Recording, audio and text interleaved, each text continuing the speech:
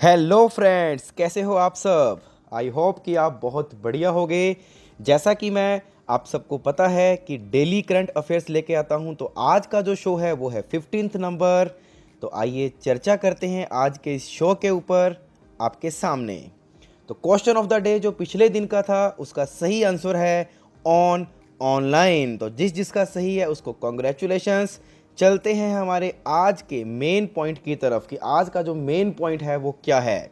जी हाँ, global energy transition index में भारत को 74 यानी कि 74वां स्थान प्राप्त हुआ है, यानी कि वह 74 पोजीशन पर है। आपको बता दें कि कौन जो ये ग्लोबल एनर्जी ट्रांजिशन इंडेक्स है यह कौन जारी करता है। यह जारी करता है वर्ल्ड इकोनॉमिक फोरम।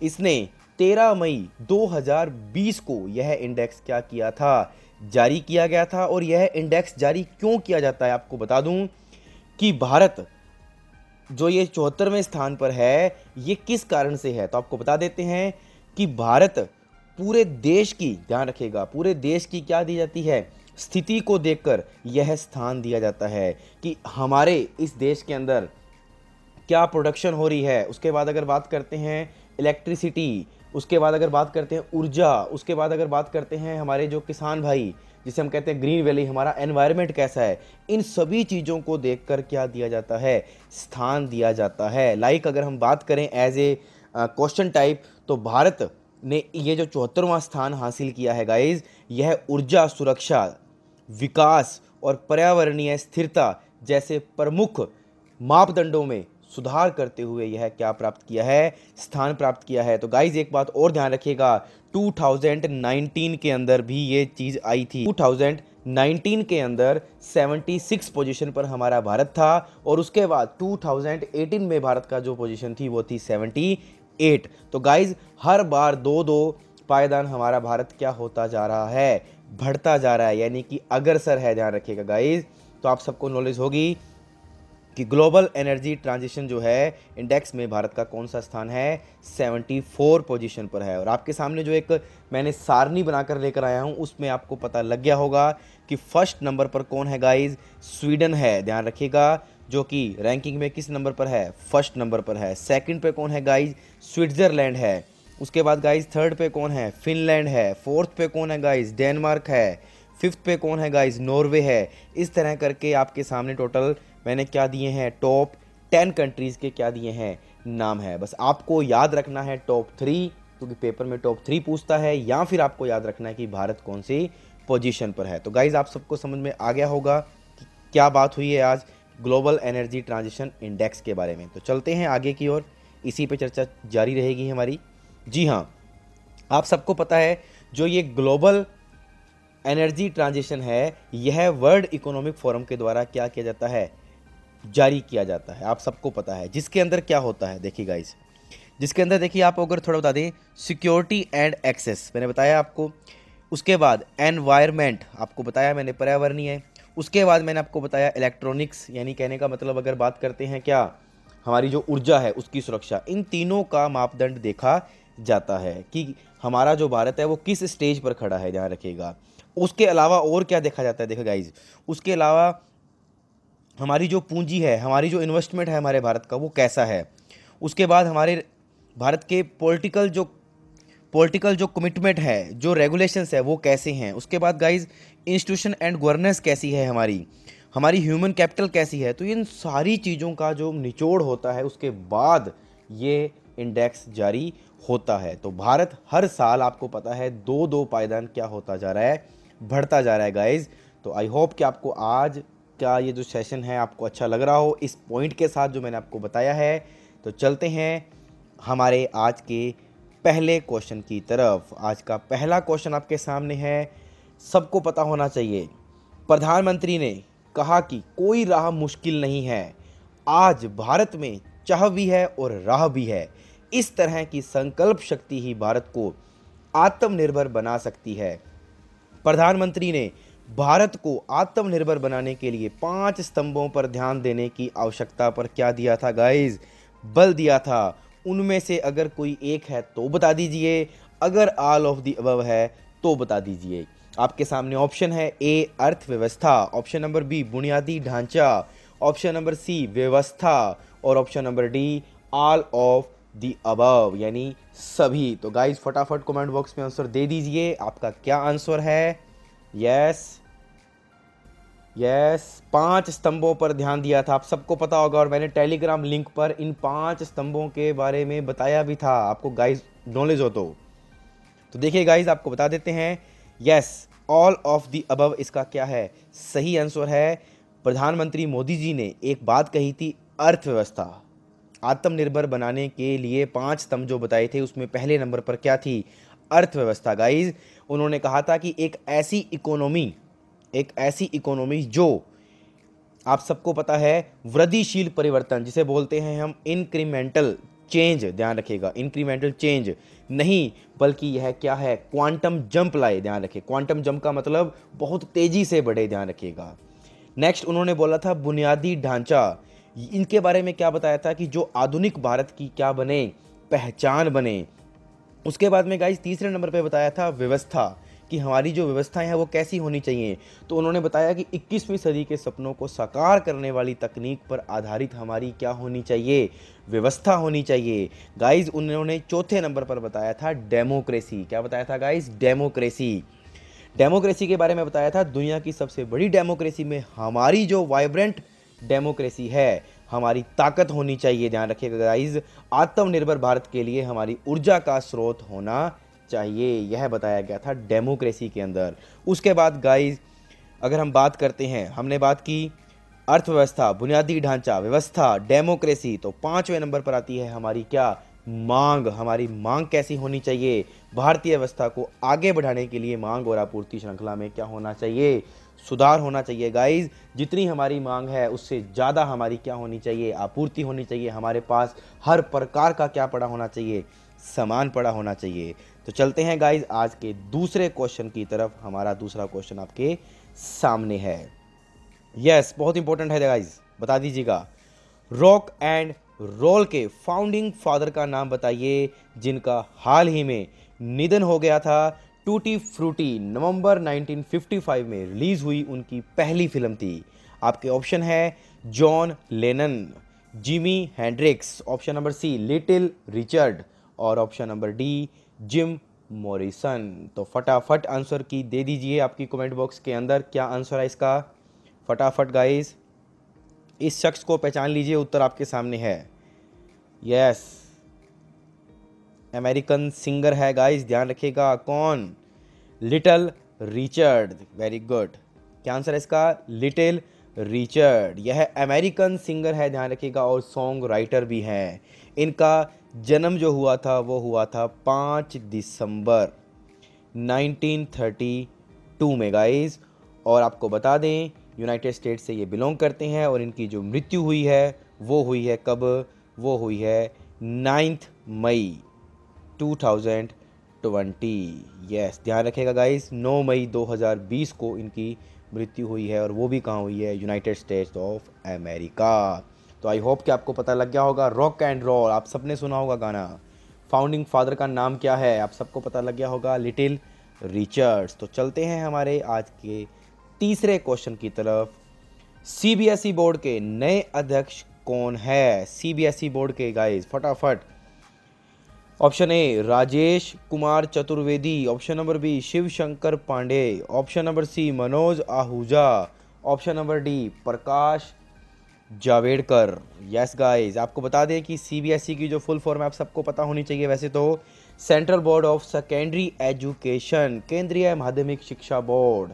यस आपको बता दें इसका सही आंसर जो है, यस मनोज आहूजा, यह ओडिशा कैडर के आईएएस अधिकारी हैं, ध्यान रखिएगा। और इनको नए अध्यक्ष के रूप में क्या किया गया है, नियुक्त किया गया है। और यह वर्तमान अध्यक्ष अनीता करवाल का क्या लेंगे, स्थान लेंगे, ध्यान रखें उनकी जगह पर आएंगे। तो गाइज आपसे क्वेश्चन है सीबीएसई का मुख्यालय कहाँ है गाइज, फटाफट सीबीएसई का मुख्यालय कहाँ है। यस नई दिल्ली, ध्यान रखिएगा। और सीबीएसई की स्थापना जो हुई थी वह है 3 नवंबर 1962 को हुई थी, ध्यान रखिएगा किसकी, सीबीएसई की स्थापना 3 नवंबर 62। तो चलते हैं हमारे क्वेश्चन नंबर 4 की तरफ। आपके सामने है, हाल ही में दिग्गज टीवी अभिनेता जिनका निधन हो गया है, जो सबसे ज़्यादा टीवी कार्यक्रम क्राइम पेट्रोल में निभाए गए अपने किरदारों से प्रसिद्ध थे, इनका नाम बताइए। आप इस फोटो को देख लीजिए गाइस, आपको पता लग जाएगा कि आपने क्या क्राइम पेट्रोल में देखा है इनको। तो सबने देखा होगा मेरे हिसाब से। इनका सही आंसर है, जी हाँ, इसका सही आंसर है शफीक अंसारी। क्या आंसर है गाइस इसका? शफीक अंसारी। ध्यान रखिएगा, यह क्राइम पेट्रोल में अपने किरदारों के लिए सबसे ज़्यादा क्या थे? प्रसिद्ध थे। और ध्यान रखना 2008 में 2008 में सिने एंड टीवी आर्टिस्ट एसोसिएशन के क्या रहे हुए हैं? सदस्य भी हैं। ध्यान रखना, यह अभिनेता होने के अलावा लेखक भी हैं और सहायक निर्देशक का भी क्या कर लेते हैं?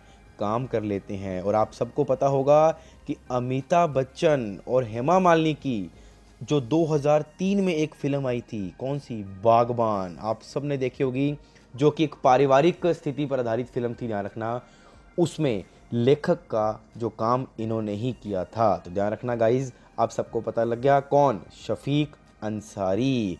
अब गाइज यहीं से ही एक क्वेश्चन जुड़ा हुआ है, तो मैं बता देता हूँ। ये मनमीत सिंह कौन है? मनमीत सिंह, यस, मनमीत सिंह कौन है? अगर आपसे क्वेश्चन पूछ लिया जाए तो आपको बता दें कि मनमीत सिंह जो है, यह भारत के पूर्व राष्ट्रीय टेबल टेनिस से। ध्यान रखना, कौन? मनमीत सिंह। अगर बात करते हैं इन्हीं की, यह 1989 में हैदराबाद में पुरुष सिंगल फाइनल में, ध्यान रखना, एस श्री राम को हराकर राष्ट्रीय चैंपियन बने थे। ये बात अपने कान में डाल लेना। ये क्वेश्चन पूछ सकता है कि मनमीत सिंह कौन है, तो आपको बताना है कि क्या थे? टेबल टेनिस थे। ध्यान रखिएगा। और इनका भी क्या हो चुका है गाइस? निधन हो चुका है। अब बात कर लेते हैं, ये जेरी स्टीलर कौन है? देखा हुआ है गाइस आपने, आपको शायद शुरू में फोटो भी दिख गई हो। यस, अमेरिका के कौन? हास्य कलाकार जेरी स्टीलर का क्या हो चुका है? निधन हो चुका है। उन्होंने टीवी के सीनफील्ड में जॉर्ज कोस्टेवा के पिता की सबसे अहम भूमिका के लिए क्या किया था? काम किया था। और 1997 के अंदर गाइस, ये इंपॉर्टेंट लाइन है, क्वेश्चन बन सकता है यहाँ से, 1997 में एमी अवार्ड्स के लिए भी नॉमिनेटेड किए गए थे। ध्यान रखना, कौन? Yes, Jerry stealer. तो आप सबको पता लग गया, मनमीत सिंह कौन है? टेबल टेनिस खिलाड़ी है। शफीक अंसारी कौन है? क्राइम पेट्रोल में अपने किरदारों से बहुत ज़्यादा प्रसिद्ध थे, जो कि क्या थे? लेखक भी थे और सहायक निर्देशक भी थे। और जेरी स्टीलर कौन थे? आप सबको पता है, हास्य कलाकार थे। तो चलते हैं हमारे अगले क्वेश्चन की तरफ, क्वेश्चन नंबर 5। यस गाइस, मेरी इमेज के पीछे यही था। निम्न में से किस हवाई अड्डा ने भारत और मध्य एशिया के सर्वश्रेष्ठ क्षेत्रीय हवाई अड्डे का खिताब जीत लिया है? फटाफट गाइस आंसर दे दीजिए। यह कौन सा हवाई अड्डा है? इतना ही पता है तो आपको पता लग जाएगा कि किसका सही आंसर क्या है गाइस। फटाफट, यस, निम्न में से किस हवाई अड्डे ने भारत और मध्य एशिया के सर्वश्रेष्ठ क्षेत्रीय हवाई अड्डे का खिताब जीता है? तो गाइस आपकी जानकारी के लिए बता दूं आपको, इसका सही आंसर है, जी हाँ, बेंगलुरु हवाई अड्डा। यह कैपेगौड़ा अंतर्राष्ट्रीय हवाई अड्डा के नाम से जाना जाता है। गाइस ध्यान रखिएगा। तो चलते हैं गाइस हमारे इसी क्वेश्चन के ऊपर। आपको पता है इसको कैपेगौड़ा अंतर्राष्ट्रीय हवाई अड्डा कहते हैं। यह भारत और मध्य एशिया का सर्वश्रेष्ठ क्षेत्रीय हवाई अड्डा चुना गया है। ध्यान रखिएगा गाइस, 2020 वर्ल्ड एयरपोर्ट अवार्ड्स में 4 साल में 3 बार बेंगलुरु हवाई अड्डे को यह सम्मान मिल चुका है। तो गाइस आप सबको पता लग गया कौन सा है? बेंगलुरु हवाई अड्डा। तो चलते हैं क्वेश्चन नंबर 6 की तरफ। हाल ही में नवीन एवं नवीकरणीय ऊर्जा मंत्रालय MNRE में सचिव पद का कार्यभार निम्न में से किसने संभाला है? फटाफट guys, option number A Rahul Sachdeva, Vikram Sethi, option number C Indu Shekhar Chaturvedi, option number D Anjana Tyagi. जल्दी जल्दी उत्तर दे दीजिए। यस, फटाफट। हाँ जी, ठीक है। देखिए इसका सही आंसर है, कौन है? इंदु शेखर चतुर्वेदी। ध्यान रखिएगा गाइस, ने नवीन और नवीनकरणीय ऊर्जा मंत्रालय चतुर्वेदी झारखंड कैडर में सचिव का क्या संभाला है? पदभार संभाला है। ध्यान रखिएगा गाइस। और इनसे रिलेटेड आप सबको नॉलेज देने की वैसे ज़रूरत नहीं है। बाकी आप सबको पता है कि 1987 बैच के ये आईएएस अधिकारी भी रहे हुए हैं। आनंद कुमार संस्कृति मंत्रालय में सचिव बनाए गए थे, तो ये इंपॉर्टेंट नहीं है गाइस। तो चलते हैं हमारे अगले क्वेश्चन की तरफ। क्वेश्चन नंबर 7, किस बीमा कंपनी ने आरोग्य संजीवनी स्वास्थ्य बीमा पॉलिसी नाम की मानक स्वास्थ्य बीमा पॉलिसी शुरू की गई है? आपके सामने एक चित्र बनकर आया है, एक डायग्राम बनकर आया है, देख लीजिएगा। बेस्ट हेल्थ इंश्योरेंस पॉलिसी, आरोग्य कौन सी संजीवनी पॉलिसी किसके द्वारा शुरू की गई है, किस बीमा कंपनी के द्वारा? यस यस, फटाफट आंसर दे दीजिए। एसबीआई जनरल इंश्योरेंस के द्वारा शुरू की गई है गाइज। आपको बता दें कि यह इंश्योरेंस स्कीम काफ़ी इजीली आपको मिल सकती है, ध्यान रखिएगा। और यह एसबीआई जनरल इंश्योरेंस द्वारा क्या की गई है, लॉन्च की गई है। ग्रामीण भारत के लोग भी इसका क्या ले सकते हैं, फ़ायदा ले सकते हैं। भारत में 50% लोगों के पास भी स्वास्थ्य बीमा नहीं है गाइज, आप सबको पता होगा। और यह जो ये बीमा जो किया गया है, यह कोरोना कोविड, ध्यान रखेगा, इसकी सेफ्टी के लिए किया गया। इसमें इसका भी बीमा होगा, कोविड का भी, ध्यान रखेगा, उसको कवर करने के लिए किया गया है गाइज, ध्यान रखिएगा। आपको बता दें कि जो इंश्योरेंस रेगुलेटरी डेवलपमेंट अथॉरिटी है हमारी ऑफ इंडिया ने स्टैंडर्ड हेल्थ कवर पॉलिसी आरोग्य संजीवनी का क्या कर दिया है, एक लेवल तैयार कर दिया है, जो सभी बीमा कंपनियों को अपने स्वास्थ्य बीमा उत्पाद में क्या करना पड़ेगा, शामिल करना पड़ेगा। इस साल 1 अप्रैल से इसे आरंभ कर दिया गया है। इसके तहत सभी बीमा कंपनियों को 1 लाख रुपए का न्यूनतम कवरेज देना ही पड़ेगा। और अधिकतम गाइस कितना दे सकते हैं, 5 लाख तक का क्या मिलेगा गाइस, कवरेज मिलेगा। यह पॉलिसी इंडिविजुअल और फैमिली फ्लोटर दोनों आधार पर उपलब्ध होगी। यानी आप इंडिविजुअल भी करवा सकते हो अलग अलग, और फैमिली फ्लोटर यानी पूरी फैमिली का भी इकट्ठा करवा सकते हो। गाइस आपको बता दें कि 18 से 65 साल के लोग इस बीमा को लेने के क्या माने गए हैं, योग्य माने गए हैं। इसके कवर में कोरोना के उपचार को भी शामिल कर दिया गया है, जैसा कि मैंने आपको पहले बता दिया है। इसमें अलग से आपको कोरोना से कवर लेने की ज़रूरत नहीं है। तो देखते हैं गाइस कितनी कंपनियां इसको अपनाती है और कितनी नहीं, लेकिन अपनाने के लिए अनिवार्य कर दिया है तो अपनाना पड़ेगा। फिलहाल अभी किस कंपनी ने किया है, एसबीआई जनरल इंश्योरेंस। तो चलते हैं क्वेश्चन नंबर 8 की तरफ गाइस। क्वेश्चन नंबर 8 है, रोग नियंत्रण और रोकथाम सीडीसी कोविड-19 महामारी की प्रतिक्रिया में किस देश की सहायता के लिए $3.6 मिलियन प्रदान करेगा? फटाफट बता दीजिए। Option A Pakistan, option number B Cheen, option number C दक्षिणी Korea, option number D Bharat. फटाफट बता दीजिए गाइस। यस फटाफट। हाँ जी गाइस, इसका सही आंसर है, आपको बता दिया जाता है, इसका जो सही आंसर है वो है भारत देश।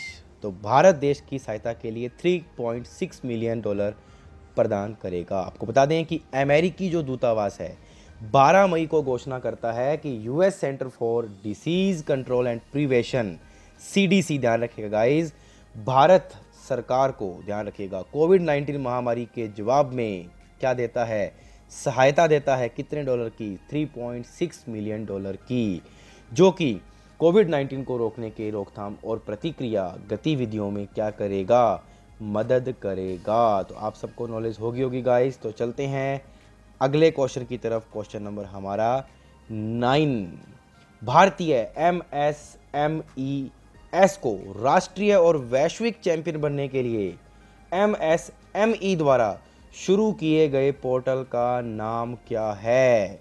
Option A champion portal, option number B winners portal, option number C achievers portal, option number D gainers portal. फटाफट जवाब दे दीजिए गाइस, क्या आंसर है इस क्वेश्चन का? यस हाँ जी गाइस, क्या आंसर आएगा इस क्वेश्चन का? जी हाँ, आपको बता देते हैं, इसका जो सही आंसर है वो है चैंपियन पोर्टल। आपको बता दें कि यह जो पोर्टल है एक प्रौद्योगिकी, कौन सा, एक प्रौद्योगिकी संचालित नियंत्रण कक्ष प्रबंधन सूचना प्रणाली के रूप में क्या करेगा, कार्य करेगा। इसका जो मुख्य बिंदु है वो बता देता हूँ आपको। चैंपियन का जो पूरा नाम है आपकी स्क्रीन पर भी आ गया होगा, ये चैंपियन का पूरा नाम लिया गया है गाइस, ध्यान रखिएगा। चैंपियन का पूरा नाम है creation and harmonious application of modern processes, ध्यान रखिएगा, जिसका उद्देश्य है सूक्ष्म, लघु, मध्यम उद्योग की सहायता के लिए आधुनिक आईसीटी उपकरण बनाना है। और गाइस ध्यान रखना, और उत्पादन और राष्ट्रीय शक्ति को क्या करना है, बढ़ाना है। यह किसका उद्देश्य है, इस चैंपियन पोर्टल का क्या है, उद्देश्य है। यह पोर्टल छोटी इकाइयों को बड़ा बनाने में मदद करेगा और यह कार्य उनकी शिकायतों को सुलझाने, समर्थन करने और प्रोत्साहित करने और मदद करने के लिए किया जाएगा। तो किस पोर्टल का नाम रखा गया है, चैंपियन पोर्टल, MSME द्वारा। तो चलते हैं हमारे अगले क्वेश्चन की तरफ, क्वेश्चन नंबर 10। और उससे पहले एक तस्वीर जरूर देख लीजिए। Yes, champion, our small hands to make you large, छोटे को क्या बनाना है, बड़ा बनाना है। और गाइज आपको पता होगा कि MSME की जो परिभाषा है वो आर्थिक पैकेज मिलने के बाद क्या हो चुकी है, चेंज हो चुकी है। तो इसकी पूरी स्लाइड बनाकर मैं आपको दिखाऊंगा, ध्यान रखिएगा। तो देखिए गाइस, क्वेश्चन नंबर 10 आपके सामने है, आज का आखिरी क्वेश्चन। फीफा अंडर 17 महिला विश्व कप किस तारीख से शुरू होगा, जो कि पहले कब था, आप सबको पता है 2020 में ही था, लेकिन इस कोविड के कारण क्या कर दिया गया, अंडर 17, ध्यान रखिएगा, महिला विश्व कप की तारीख चेंज कर दी गई है गाइस। तो क्या तारीख रखी गई है, फटाफट बता दीजिए अपने कमेंट बॉक्स के अंदर। यस, फटाफट।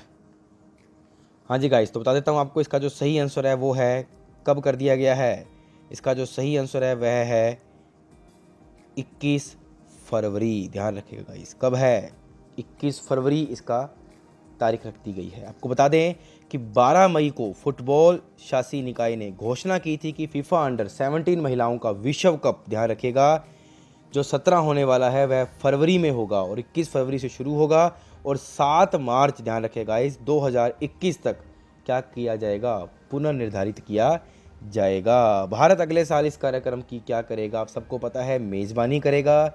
यह खेल पहले भारत में 2 नवंबर 2020 से खेला जाना था, लेकिन कोविड-19 के कारण इसे क्या कर दिया गया, रद्द कर दिया गया। तो अब गाइस थोड़ी सी चर्चा कर लेते हैं इसी से ऊपर। देखिएगा, जो हमारा फुटबॉल शासी निकाय है इसने एक घोषणा की है। क्या घोषणा की है कि देरी के बावजूद खेल के लिए पात्रता मानदंड क्या होंगे, समान होंगे, उसमें कोई चेंज नहीं होगा। जो हम पात्रता दिए जाते हैं, जो हमने को जो एक क्लैरिफिकेशन दिया जाता है वो वैसा ही रहेगा जो पहले था। अंडर 17 महिलाओं का विश्व कप मूल रूप से 5 शहरों गुवाहाटी, नवी मुंबई, कोलकाता, अहमदाबाद, भुवनेश्वर में क्या होने वाला था, आयोजित होने वाला था। और ध्यान रखिएगा गाइस, इतनी सी बात आपको याद रखनी है कि किन किन देशों में यह होने वाला था। तो अभी तक ध्यान रखिएगा, इन मैचों की अभी कोई पुष्टि नहीं हुई है कि किस किस तारीख को होगा, बट होगा इस दौरान, ध्यान रखिएगा। तो अपने को स्टार्टिंग ध्यान रखनी है 21 फरवरी। तो गाइज आप सबको नॉलेज होगी कि मैंने जो 10 क्वेश्चन जो आज करवाए हैं आपको क्लियर हो गए होंगे। और टेलीग्राम लिंक पर आप बने रहिए। टेलीग्राम लिंक पर आपके सामने, आपके पास बहुत जल्द आपको PDF के रूप में बहुत सारा मैटर मिलने वाला है जो मैं तैयार कर रहा हूं अभी।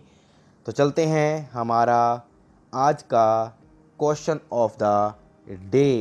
यस, स्वास्थ्य मंत्रालय द्वारा आयोजित सर्वेक्षण का नाम क्या है जो कोविड-19 संक्रमण के प्रसार की प्रवृत्ति की क्या करेगा, निगरानी करेगा। गाइस, ऑप्शन नंबर ए है zero survey, option number B hero survey, option number C येरो सर्वे, ऑप्शन नंबर डी सीरो सर्वे। तो आज का सेशन कैसा लगा कमेंट बॉक्स में बता देना। Thank you. और अगली जो क्लास है हमारी वो है हमारी किस टॉपिक से, कंप्यूटर का basic part, history of computer. तो गाइस लगाना ज़रूर, ध्यान रखिएगा। Thank you.